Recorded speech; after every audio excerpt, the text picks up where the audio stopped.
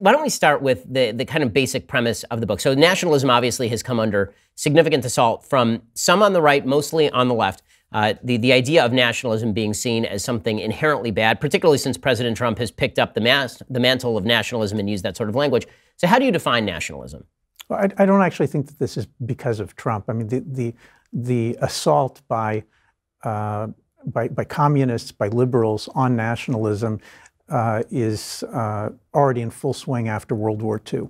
So we've already seen a few generations of people just trying to hang, every political evil in the world on nationalism.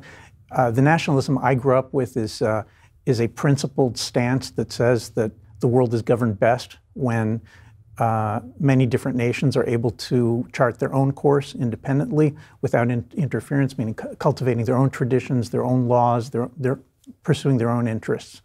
And for 300-400 years, that was a mainstay of certainly of the Anglo-American tradition, but more generally of the way that Europe understood the political order, was that nations should be independent from one another.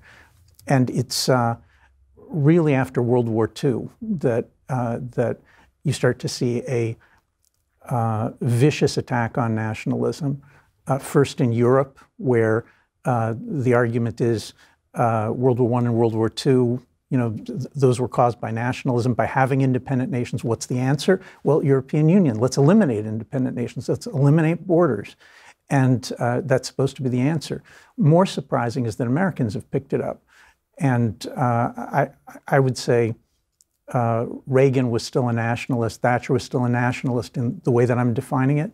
But by the time you get to the fall of the Berlin Wall, George H.W. Bush talking about the New World Order, where the New World Order means a single rule of a single law that's going to be imposed by force if necessary on the whole world. That's already a post-national situation.